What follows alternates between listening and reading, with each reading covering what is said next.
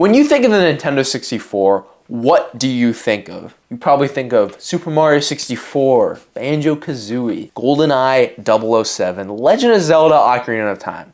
Have you considered your other options? This right here is Mischief Makers. This is a game for the Nintendo 64, if you couldn't tell. Mischief Makers is a 2D platformer made by Treasure. Treasure, again, I've mentioned them like a million times on this channel. They are one of my favorite developers of all time. I love their games a lot. You know, I gotta say, Mischief Makers is one of my personal favorite games ever made. I love this game. I mean, I have the Japanese copy. I mean, I clearly have an affinity for this game. It is just a really unique game, and it's definitely my favorite game Treasure's ever made. It's not my favorite N64 game. My favorite N64 game is probably Banjo-Kazooie. I know it's kind of a basic pick, but you know what? It's a good game, damn it. The N64 is a very good system, actually, and I gotta say, Mischief Makers is definitely, in my opinion, the most underrated game for that system. So let's like actually check out this game, because it is a hoot and a holler, as they say, or something. I don't know. So what is Mischief Makers even about? Well, this game stars a character named Marina Lightyears, and I gotta say, Marina Lightyears has one of my favorite character designs ever. I love this design so much. It is just such a unique and it's such a good design. I don't even know why specifically I like it so much. I just think there really isn't any other kind of design like it, because Marina is a robot, but she doesn't really look like one, but she kind of does at the same time. It's just such an interesting and unique design. I really love it. So it stars her, and basically the whole plot of this game is, it's a pretty basic plot. It's nothing super crazy. It has a bunch of crazy cool characters. You got Professor Theo, I think is his name. He is the Marina's creator, so he's kind of like Dr. Light in that sense, where you know he makes robots, but he only made like one, and the only one he made is Marina, as far as I'm aware. I don't know.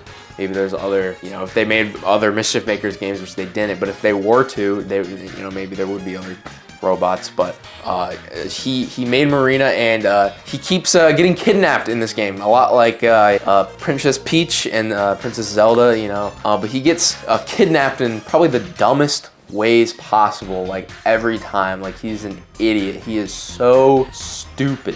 So who is kidnapping Professor Theo? So he keeps getting kidnapped by these guys. They're called the Clancers. So there's the good Clancers that you work with in the game, and there's the bad Clancers. I don't really know how to tell, how to tell which are which. Like, which ones are the good ones, which ones are the bad ones. It's kind of hard to tell, honestly. And it's not just the Clancers. There's these 3 characters. I forget their names. There's one of them's like a bird. They're all pretty cool, pretty cool anime-like villains. And I think Professor Theo's brother is also a thing. He's like one of the main guys. I'm low-key, I think I really covered my bases when it comes to the characters, and it's nothing crazy. It's nothing. It's a pretty basic plot. Where this game does shine pretty well, though, is the dialogue. Like, I really do like the dialogue between these characters. Just the fun banter. It can actually be a decently humorous game, I won't lie. It is quite the funny game in terms of its dialogue, just because it just has all these just stupid characters that it's just like, they gotta be funny, right? I mean, it is really funny. It is a pretty funny game overall. Who cares about the story, right? Nobody cares at the end of the day, because what really matters with this game is the gameplay. And I'm not saying the story doesn't matter. It's great. Like I've said like 10,000 times. So yeah, the gameplay of this game is really, really good. I really love the gameplay of this game. So the game controls pretty odd, I will not lie. It's one of the few games that actually uses the Nintendo 64 D-pad. It's a 2D game, so that's kind of a given. It works pretty well overall. It's just kind of weird. You dash with the D-pad and stuff, and that's you double tap, but you can also use the C buttons as well to dash, but you get a shorter range if you dash with the C buttons. I don't really quite get that, but overall, this game, when you get the hang of it, it controls like a dream. Dashing in Mischief Makers just feels so good. Like, I love, there's this one attack where you press down on the D-pad and A, and it does this like super long, like you jump like super high in the air, and when you just like repeat that over, it just, ooh, it feels so good. It's a fun game to kind of like play fast, and it's you want to play it kind of fast because it's really fun that way. If you just kind of like walk slowly in it, it's not, you know, super fun if you do that. You know, that's kind of the point. You need to run in this game, or you're not gonna have a good time. There's also a mechanic where you shake things. That's a pretty iconic part of the game. You'll see in a lot of like epic internet memes where it's like shake shake. That's what she says when you shake a thing in this game. Marina goes shake shake. Shake shake. But yeah, you do that in the game. It's pretty iconic, and it's kind of weird.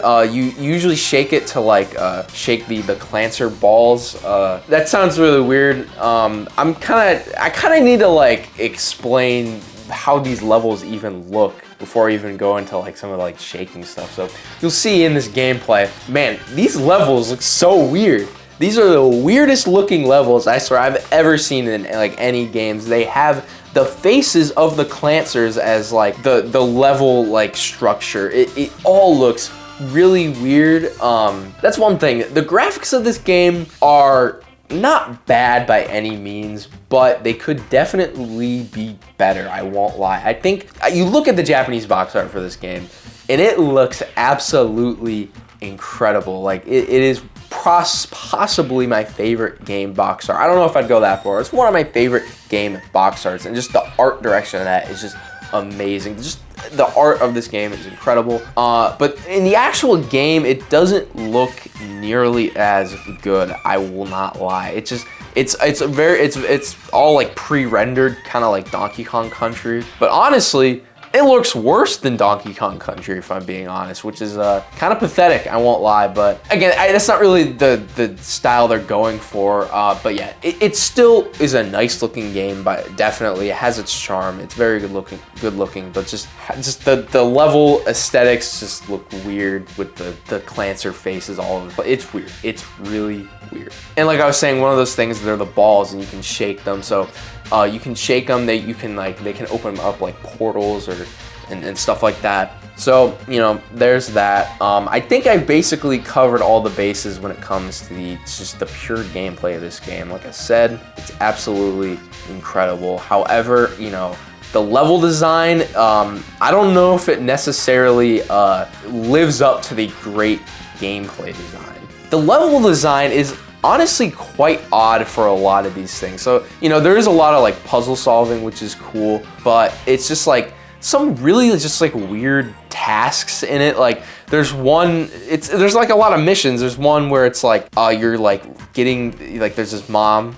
and she's like, oh, those kids are playing out in the field and you gotta get them back. So you actually have to like grab them and bring them back to their parent, mom. I'm pretty sure it's their mom or whatever. But also I think the weirdness of it really kind of benefits it a lot, because there's just some really like creative like uses of these levels. Case in point, there's a like Olympic game level. There's like a level before that where you're going around and you're like, there's like a training field. There's like you train for like the 100-meter dash and stuff like that. And there's like jump roping. Also in that level, it's really funny. They have like this there's like this hotel and all the clancers are complaining that it's like cold because it's all like outside. It's really funny. But yeah, the Olympics level, you straight up do Olympics, like Olympic, I guess maybe not Olympic stuff, but yeah, it's basically like that. It's just kind of funny, if I'm being honest. And the funniest of them all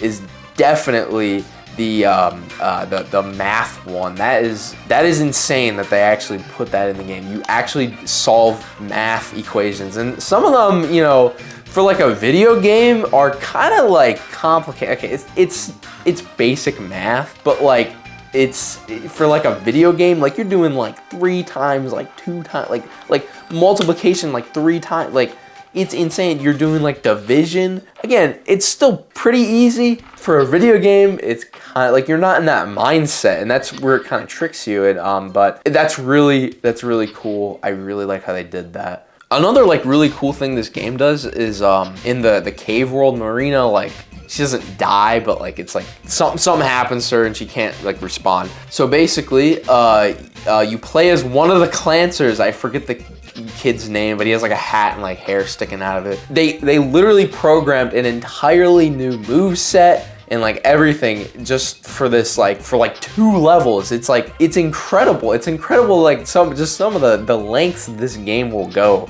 just to do cool stuff like that. I haven't talked about the bosses yet. The bosses in this game are actually quite cool. Like one of them, you're riding this cat.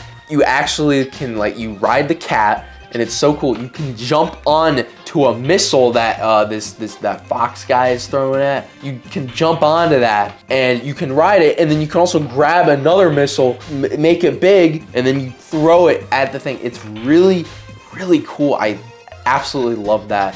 It's a really cool boss. I just love stuff like that. It's very cool.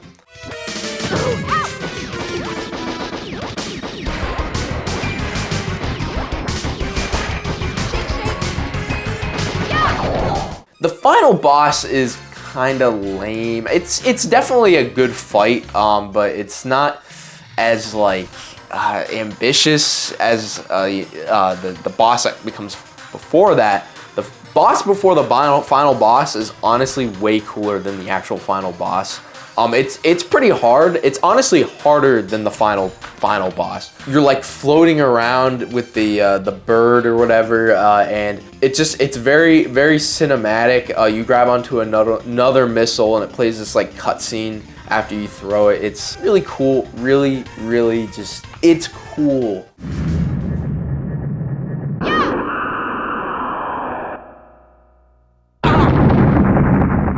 Now, one thing that is actually really frustrating about this game is you have to completely 100% this game before you can actually see the full ending. It's super weird. So how it works is you collect these yellow gems throughout the game. They're somewhat hard to find. Actually, they are pretty hard to find. You collect these throughout the game, and it basically gives you a timer at the end of the game. So it's like if you have 7 gems, like I guess maybe not a timer, but basically the gems run out at the end of, so they show the cutscene, they show like one cutscene, and then you lose a gem, but not actually. It is kind of like a timer, so it's really weird, and it's very frustrating because I wish I could see the full ending of this game. I actually have. I've seen it on YouTube.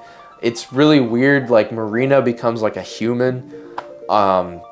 It's odd. It's very weird. So yeah, that's Mischief Makers. I gotta say, this is one of my favorite games of all time. This is definitely like my second favorite N64 game. Again, Banjo-Kazooie is my favorite, but this game is a close second. I love so much about it. It's just like, they don't make games like this anymore. Like you'll never see another game like this, and it's really unfortunate. I really hope Mischief Makers will get ported at some point, and I want like an actual port of this game. That would just be really cool if they did that. The problem is the game is very designed around the N64 controller that I don't think a port could be possible. I mean, it could be, but it would be very awkward. They'd probably have to give people multiple control options for just like pick your poison, essentially. Like, oh, give them multiple different control options, see which one they're most comfortable with, and just do that. Also, like, I don't know who owns the rights to Mischief Makers. So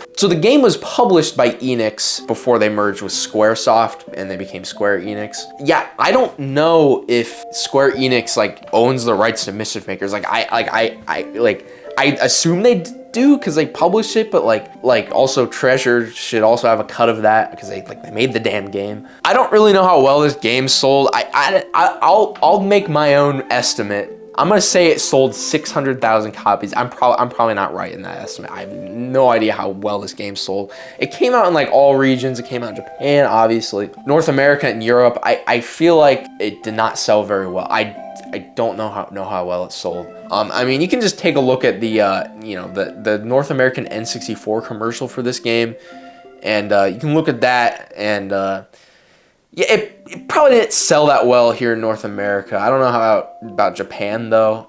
This game is, thankfully, at the time of this recording, it's not too expensive. It's around like maybe 40 at the most, 50 at the I've seen it it kind of varies. I've seen it go for like 30, 40 bucks, which is just a miracle. The Japanese copy, yeah, you're missing out on the dialogue, but you can get it loose for pretty cheap. Actually, it's pretty cool. Last time I checked, at least, I got the game complete in box for like $70. But thankfully, you know, we have like ever drives for N64 that you can play this game on.